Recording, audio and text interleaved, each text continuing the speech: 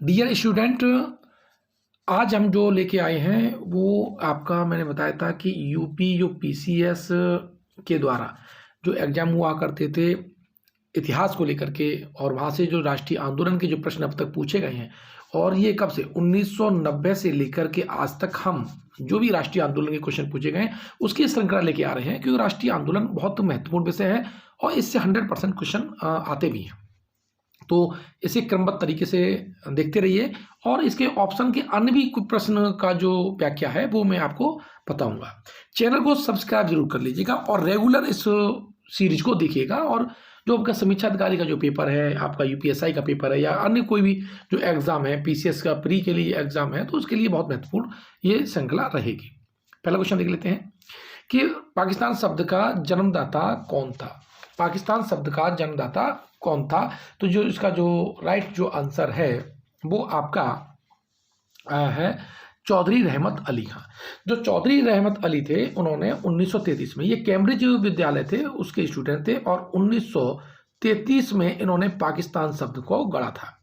और इस 1933 में जो इन्होंने जो पाकिस्तान जो वर्ड यूज किया था, इसमें इन्होंने आपका कौन कौन से भाग को शामिल किया था? तो उसमें कश्मीर को उन्होंने किया, कश्मीर को किया, सिंध को किया, अफगान को किया, बलूचिस्तान, कौन सा? बलूचिस्तान को किया।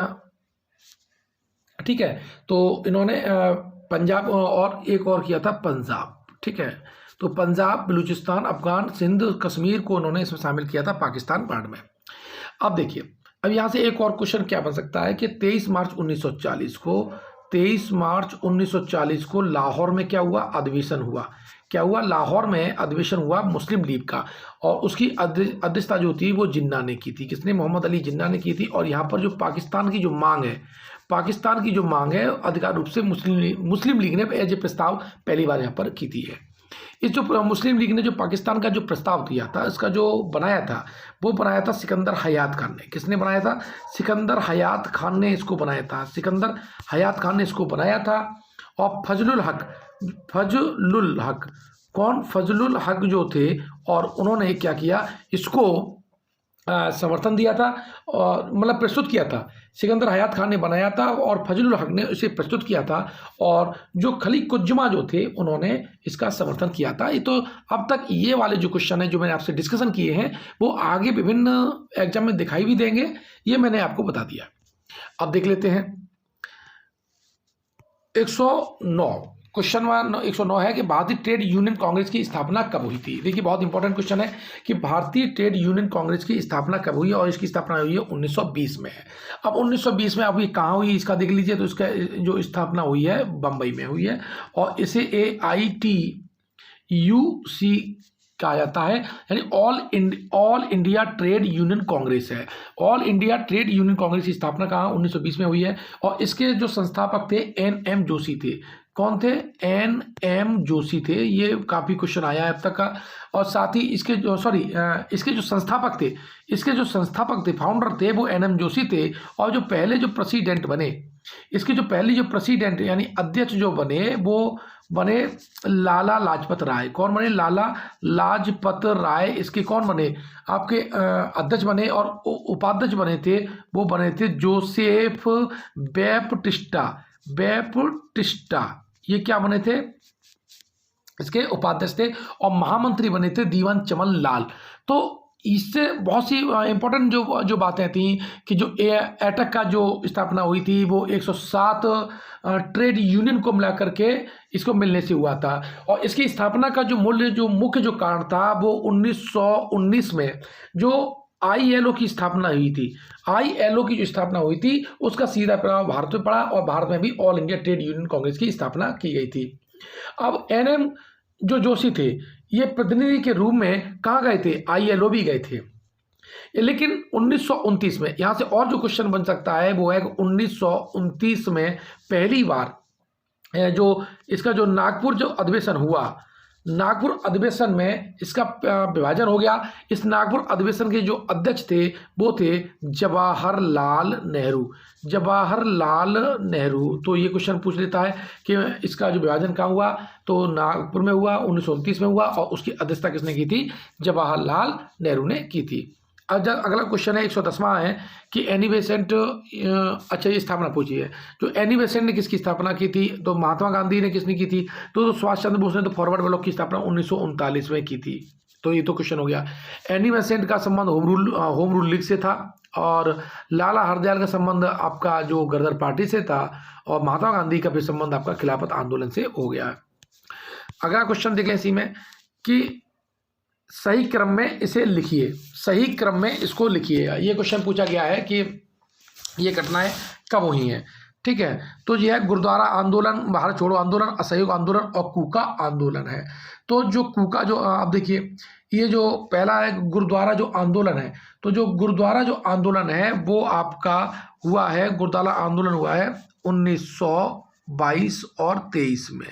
ये कौन सा है? ये गुरुद्वारा आंदोलन है, गुरुद्वारा आंदोलन है। अब उसके बाद दूसरा भारत छोड़ो आंदोलन है, वो हुआ 1942 में। और आपका जो असहयोग जो आंदोलन है, जो असहयोग जो आंदोलन है वो आपका हुआ है 1920। कब हुआ है? 1920, सॉरी कहाँ है, 1920 और 22 में हुआ है। और जो आपका बचा कूका जो आंदोलन है वो आपका हुआ है 1860 से 70 के रूप में। तो ये क्वेश्चन अक्सर पूछा जाता रहता है कि गुरुद्वारा आंदोलन है, तो कूका आंदोलन का हुआ 1860 से 70 में, गुरुद्वारा आंदोलन 1922 से 23 में, असहयोग आंदोलन 1920-22 में, और भारत छोड़ो आंदोलन 1942 में हुआ था। भारत छोड़ो जो आंदोलन था, ये यहाँ से ये भी क्वेश्चन पूछा जाता है कि उसको ख़त्म करने के लिए जो ब्रिटिश सरकार है, ब्रिटिश सरकार ने जो जीरो आवर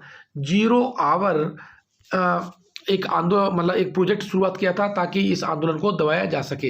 ये तो जीरो आवर अभियान जो अंग्रेजों ने भारत छोड़ो आंदोलन को दबाने के लिए शुरू किया था। साथ ही जो भारत छोड़ो आंदोलन है, इसलिए डू एंड डाई का नारा देते हैं महात्मा गांधी। और सबसे महत्वपूर्ण यह कि ये नेतृत्व विहीन आंदोलन था। तो कौन सा आंदोलन है? नेतृत्व विहीन आंदोलन। जो आपका है जो भारत छोड़ो आंदोलन है वो कैसा है? नेतृत्व विहीन आंदोलन है। ये बहुत इंपॉर्टेंट है इस साल के लिए। 1906 में कांग्रेस का अध्यक्ष कौन था?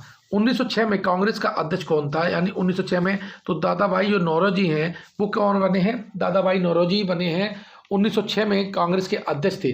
और इसी अधिवेशन में स्वदेशी जो आंदोलन है और बहिष्कार का आंदोलन है, राष्ट्रीय शिक्षा और सुशासन से संबंधित जो प्रस्ताव थे वो पास किए गए थे। तो ये दादा भाई नौरोजी, जिन्हें grand old man of India भी कहा जाता है, और ये जो अधिवेशन हुआ था वो हुआ था कलकत्ता में हुआ था। कहाँ हुआ था? और यहाँ पर जो 1906 में दादा भाई नौरोजी थे, और इन्होंने यहाँ से सबसे ज़्यादा क्वेश्चन जो पूछा गया है कि स्वराज शब्द का पहली बार प्रयोग दादा भाई नौरोजी ने इसी अधिवेशन में किया था। 1906 में स्वराज शब्द का पहली बार प्रयोग दादा भाई नौरोजी करते हैं कलकत्ता अधिवेशन में। अब यहाँ से और क्वेश्चन है गोपाल कृष्ण गोखले की हम बात कर लेते हैं। तो गोपाल कृष्ण गोखले 1905 में कांग्रेस के अध्यक्ष बने थे, और ये 21वां आपका क्या था? 21वां अधिवेशन था। और इस अधिवेशन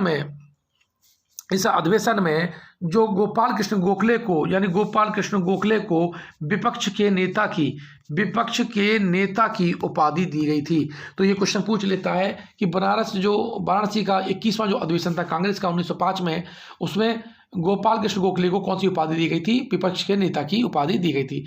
अब बात आती है रास बिहारी बोस की बात आती है। तो ये रास बिहारी जो बोस हैं, ये 1907 में जो कांग्रेस का विभाजन है वो गर्म दल में और नरम दल में हो गया। किसमें हो गया?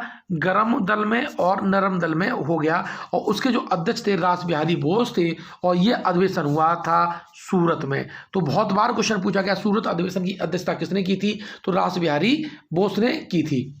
तो इससे मैंने संबंधित क्वेश्चन आपको बताए। अब सुमेल कीजिए महात्मा गांधी।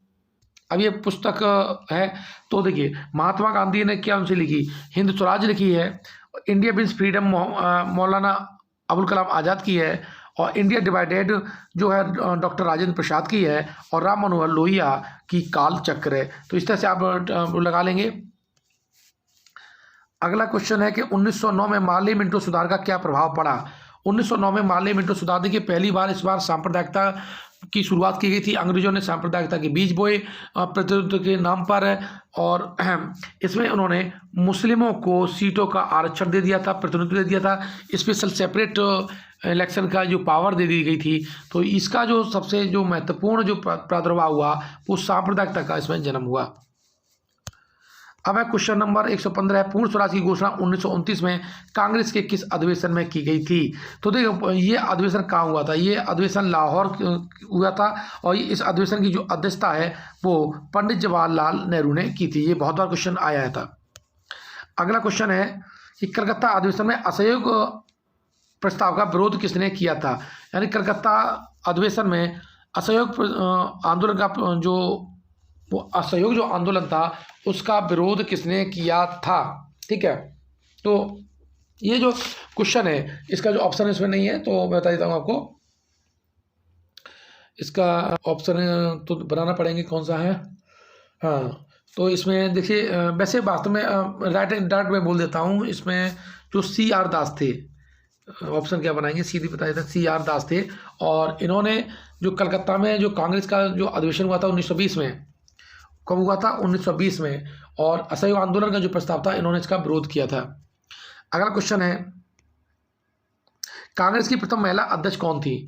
कांग्रेस की पहली महिला अध्यक्ष थी, देखिए यहाँ पर महिला भारतीय महिला अध्यक्ष पूछा तो इसका आंसर हो जाएगा सरोजिनी नायडू, और ये 1925 में बनी थी। कब बनी थी, 1925 में बनी थी, और ये प्रथम भारतीय महिला थी जो कांग्रेस की अध्यक्ष बनी थी। लेकिन क्वेश्चन पूछ लिया जाए कि कांग्रेस की पहली महिला अध्यक्ष है तो वो उसका नाम हो जाएगा एनी बेसेंट है। इन्हें जो सरोजिनी नायडू हैं ये उत्तर प्रदेश की प्रथम महिला राज्यपाल भी हैं, प्रथम राज्यपाल भी थी। और यहाँ से इनको क्वेश्चन पूछ लिया जाता है कि इनका उपनाम क्या है, तो इन्हें भारत कोकिला कहते हैं। क्या कहते हैं, भारत कोकिला कहते हैं। कौन सुमेलित है, एक क्वेश्चन नंबर 118 है। स्वराज दल कांग्रेस है, सोशलिस्ट और कम्युनिस्ट इंटरनेशनल की बात कर रहे हैं।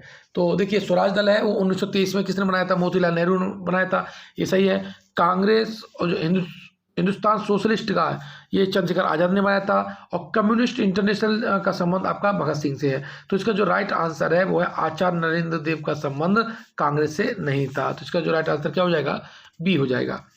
क्वेश्चन है, कौन सुमेलित नहीं है। डेरोजियो, मदन मोहन मालवीय, सोहन सिंह और जवाहरलाल नेहरू है। तो डिजरायली जो है, जो डेरोजियो है, डिजरायली नहीं डेरोजी है, ये यंग बंग आंदोलन से संबंधित है, युवा आंदोलन से नहीं है बल्कि यंग बंग आंदोलन से संबंधित है इनका। तो ये आंसर होगा कि ये वाला सही हो जाएगा। मदन मोहन मालवीय हिंदू महासभा से जुड़े थे, सोहन सिंह गदर पार्टी से जुड़े ही थे, और जवाहरलाल नेहरू कांग्रेस युवा जो शाखा थे उन्होंने उसकी स्थापना ही की थी। तो इस तरह से इसका जो राइट आंसर हो जाएगा वो ए हो जाएगा, तीनों का संबंध ठीक है। अब क्वेश्चन नंबर 120 कह रहा है, भारतीयों द्वारा साइमन कमीशन का विरोध किया गया, और इसका जो कारण बताया है कमीशन के अधिकार सीमित थे। तो देखिए इसमें जो राइट आंसर है वो क्या है, सी है। क्यों है, ए सत्य है और आर गलत है। भारतीयों द्वारा साइमन कमीशन का विरोध किया गया, बिल्कुल सही कहा था।